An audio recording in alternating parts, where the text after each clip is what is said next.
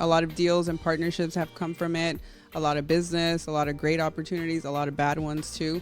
But I enjoy building community. So to your point, it's very different to go to networking events, be part of a mastermind group or accountability group. And it's a lot more, I would say, self-fulfilling to host them and to do it for others. It's a lot of work, though. It's a lot of work, but you are putting yourself as like the expert in the space, and you do have a lot. Yeah, I mean, there's some sort of, benefit to it from being the person that's, on the stage.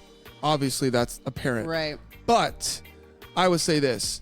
I think there's pros and cons to being the person on the stage. Mm-hmm. Like I said, it's a lot of work, and being the authority or representing yourself to be the authority.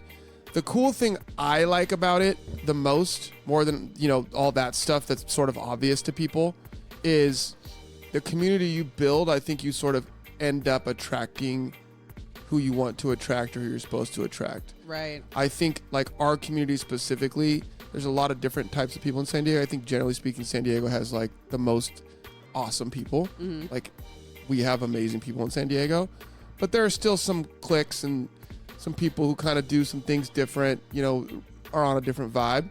Where for us in our community we're building, like people feel amazing energy. They feel at home. Right. They feel like they can talk about business, in a way with someone who's going to understand them, that doesn't not weigh out, like looking down their nose at them, etc. And then there's people that do really well, really, really well, that, still like that type of vibe. I mean, I have friends in like Oahu, Steph, like Honolulu, that, they wear flip-flops every day, but, they are doing very, very, very well for themselves. Right. So, I wouldn't say it's like a surfer community, but I would say that we like chill people that get after it. I love that, because to your point, when I started doing the meetups, I was like, okay, what goes with my brand? And it has to be all things motherhood, right? All things by the beach, all things surfer. Now it's running, skateboarding. I've been skateboarding for years.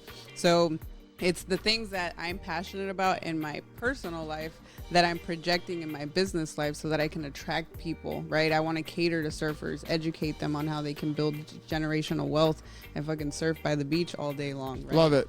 And so how do you merge both passions together? I think that's the best way, is building those communities. But I will say it's a lot of work. So it's also good to go to these networking events. Like Alex Hormozi did a video talking about how he met somebody who was asking him, like, how many events do you go to? And he's like, oh, I go to like 4 or 5. And he's like, how many do you go to? I go to 66 events a month. So a lot of output, right? But he's obviously being able to connect with a lot of people that he resonates with. So you can either go out a month, that's 2 a day. Exactly. Or a couple, a day. That's a lot. That's a lot. Yeah. Okay. Building community. Huge. Huge. You guys follow Stephanie on Instagram. We'll post all of her stuff in the description. Make sure you guys like and subscribe to the podcast. It helps us out. Get awesome guests that come onto the pod, that take time out of their days to share information with you guys, our listeners, who we do this for as well. So let's talk about leveraging social media and education. So mentorship is huge. Networking is huge. Reading is huge. Podcasts are huge. YouTube University is huge. And then, social media, Reels, connecting with people, being able to DM. We connected on social media. I looked you up on social media and I hit you up. I don't know if I emailed you or just DM'd you. I think it was prior to IMN, which was also very smart. Like, how many people reached out prior to IMN? Not a whole lot.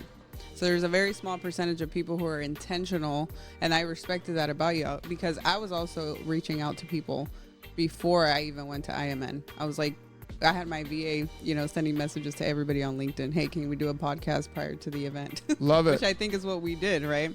So yeah, a lot of people don't do those extra little follow-up tactics. Yeah, so just to clarify that, if anyone is interested, what we did is, okay, we were on a panel for IMN, which is a really, really big provider of conferences in the U.S., really, really big, affluent group. They put on a conference for ADUs as the first one of their kind. So they had essentially all the speaker list, all the people who were going to speak at the conference. I went on the list when it came out, started looking for people who I thought would be interesting to reach out to and that were on my panel. And I thought Steph was on my panel. She ended up getting switched at the last second. Right. But that's how we connected. I reached out to her, said, hey, I'm going to IMN. You're going to IMN. And like I said, let's be friends. And she was like, great, let's be friends. Let's talk. And whatever. We chopped it up, and then I ended up doing her podcast. Then we met at IMN in person, Right. and we met some other people there that were super cool. And then she knew Jared from Casita, and now she's here doing the pod, and we've been supporting each other on social ever since. And eventually, we're probably gonna do some business together. But the point of it is yeah, like she said, intentionality. So it's like, hey, I'm not just gonna just show there, or meeting people where they are too. I'm not just gonna show up there and be like, what's in this for me? Right. It's like, hey, you're gonna be there. Like if I talk to you, I call it turning on the faucet. If I talk to you 2 weeks before, you already have an idea of, how you're gonna think about me in your head. Exactly. I've already turned on the faucet. So then when I meet you, it's not for the first time. We're kind of already over that awkward stage. We can have a better conversation, and it's gonna be a more enjoyable time. It's like showing up to a place when you know no one. Right. Or showing up to a place and you're like, oh yeah, I saw you at the last thing. Like, honestly, if we wouldn't have done that, we probably wouldn't have met, at the IMN, because I didn't shake hands with everyone. Because once you're there, especially if you're speaking on a panel, right, like it's very time consuming. So I think it's being intentional before you even go to the event. I encourage people before coming to my event to connect with each other, right, within the community. Like, why don't you guys go meet before you come to my event, so that when you guys meet at my event, you guys already know each other. 100%. And then you ended up being super close to Cam, who ended up sitting next to me on the panel. Exactly. And so, but through you in the morning, us eating breakfast and chopping it up, I'd already kind of talked to him. Right. And so it made me, like, the panel was more comfortable. A lot better. And yeah, it's the power, which we're talking about here, of social media, of networking. But let's talk about education, Steph. What resources you like to use and what you suggest people that are getting into the space. Obviously, you have a wide range of tools in your toolbox: 1031s, ADUs, property management, real estate in general. Right. So what, obviously use you as a resource, but where do you go to find inspiration, information, etc.? Man, I listen to all kinds of podcasts, right? I enjoy podcasts that have Skip my the own. Lines podcast better be at the I top would of the say list. that's the number one. Number two would be my podcast. I've had a lot of dope people like Jonathan talk about all things ADU in different markets from different perspectives, and just different strategies within the ADU strategy. Like, it's crazy. So I would say if you're wanting to tap into ADUs as an investor or as a real estate agent, you can tap into my podcast. Becoming a member of Casita Coalition will help you stay up to date with all new legislative updates and what that looks like, and how to reference a code when talking to people from the city. I mean, building relationships with appraisers is just, I think for me, I've used also Bigger Pockets. I just came out in Brandon's podcast to talk about ADUs. I did see that. Yeah. So he's out in Hawaii, and He's on Maui. Yeah, he has an ADU himself, and he was going to try it out as a midterm rental. So he's also always putting out good content. I'd say for personal development, Ed Milet all day long. He's one of my favorites. Layla Hermosi and the Hermosis right now is kind of what's hot right now, right? They're really showing people the business aspect of running a business and how it's not easy, but it is simple if you get out of your head. So yeah, I mean, those are just a couple ways to get started, whether it's personal or business. Love it. And the last part of that question was The education. social media. So we talked about social media. We talked about education. Okay, let's move on. Let's talk about the last topic here, which is laws, Yes. guidance, Yes. codes, areas where you could potentially get hurt, and areas where there's opportunity for more expansion and more density and more growth. Well, I'd say let's start off with San Diego, right? San Diego offers the ADU bonus rule, as you know. So, I mean, if you're looking at tapping into certain markets that are pro housing, I'd say San Diego, all the high dense areas, San Diego, Orange County, LA County, Riverside.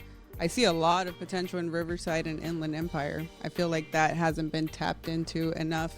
And San Francisco, obviously, and all the outskirts. Anywhere in California, it's good. But as far as legislation, one of the things that I'm being super proactive with right now is AB 1033, because that one's going to be a game changer.